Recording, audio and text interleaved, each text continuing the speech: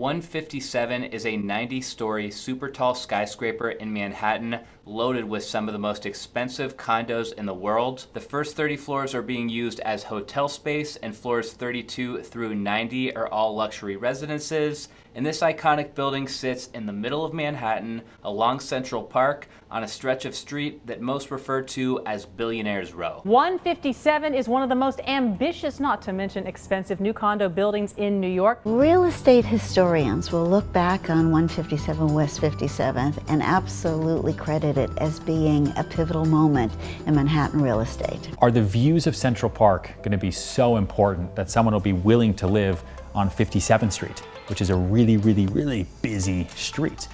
The answer was yes. The tower cost $1.5 billion to complete, and construction was actually started right on the heels of the 2008 financial crisis. On the surface, 157 is a smashing success story, at least in terms of luxury real estate development. Sure, some people are very critical of the way that it looks, but a lot of people agree that the architect did a nice job with the exterior that was inspired by a waterfall. And from a sales standpoint, the condos right out of the gates were basically flying off the shelf, priced from under $10 million for the smaller units all the way up to over $100 million for the penthouse suites. If you saw the title and thumbnail of this video though, you know that we're not here to just talk about how iconic 157 is as a skyscraper. What I want to dive into today is the fascinating way that both the developers and the residents were able to save a fortune in taxes on this thing. And when I say a fortune, I mean a fortune. The developer was able to creatively take advantage of tens of millions of dollars worth of tax breaks on the development itself. And after the build was finished, buyers of these units were able to move in paying next to nothing on their property taxes due to another loophole. It's pretty wild how all this shook out. My assessment is that everybody involved was just at the right place in the right time. Now, I'm not going to sugarcoat this, you guys. How all this breaks down was very confusing to me at first.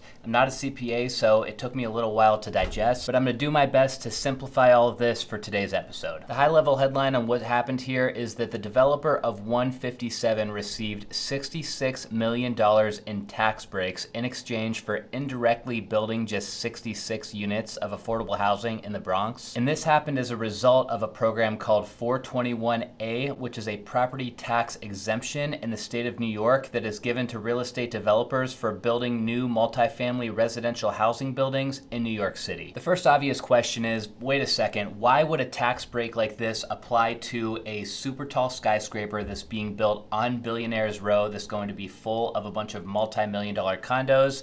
Just doesn't seem like something that a tax break would apply to. Well, this program was designed initially in 1971 to incentivize the development of multifamily buildings, but then revised in the 1980s to add an affordable housing aspect to the program. Basically, if you were building a big tower like 157 and you wanted to take advantage of this 421A program, you needed to either A, designate 20% of the condos in your building as low-income housing, or B, you needed to purchase a certificate from an affordable housing developer, which was, in the simplest of terms, just giving somebody else money to go build affordable housing somewhere else in New York City. Developer Excel had no interest in making 20% of his new building affordable housing, and you can't really blame him. I'm sure the numbers just wouldn't have penciled out if he did that. So they instead opted to buy one of those certificates. They paid $5.9 million for a certificate which was used to help cover the cost of 66 affordable apartments in the Bronx. There was a lot of heat when this information first surfaced because taxpayers in New York were looking at this like, okay, a billionaire developer gave us $5.9 million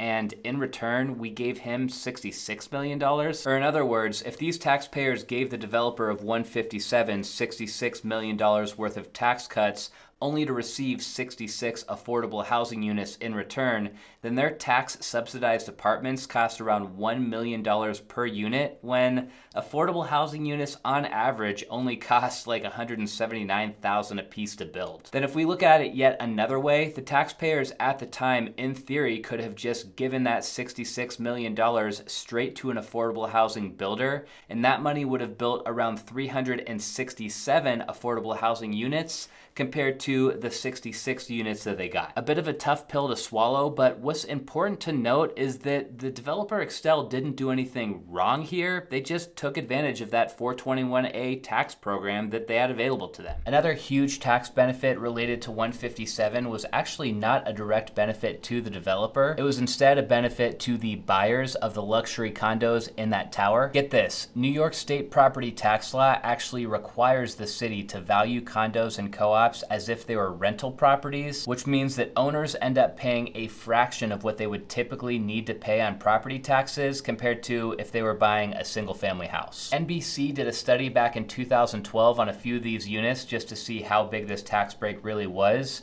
Take the penthouse on the 75th and 76th floors. This apartment sold for over $90 million to an unknown billionaire, a price point which would have come with around $230,000 of property taxes typically. But with this special abatement that we're talking about today, the property taxes on this unit were only projected to be $20,000 per year. Then they looked at another penthouse on the 89th and 90th floor, and we get a similar story here. This unit also sold for over $90 million, which would typically come with a tax bill of $205,000 per year if it was a single family home. But again, due to the tax abatement, this unit only needed to pay $18,400 per year in property taxes. I'm sure that these tax savings were a really big contributor to these buyers choosing to buy in this building compared to buy somewhere else. I mean, saving hundreds of thousands of dollars per year in property taxes is a huge deal, no matter how rich you are. The savings here were to be temporary though. They were supposed to be in effect for 2 years and then reduced by 20% every 2 years for 10 years after that. I did go to the property tax history on some of these units on Zillow though, just to kind of get a feel for what has happened to those property taxes over the years since this building was built. It's actually kind of confusing. Let's check it out. But if any of you New Yorkers out there understand what's going on here, let me know in the comments. So look, if we look at this penthouse unit asking $34 million,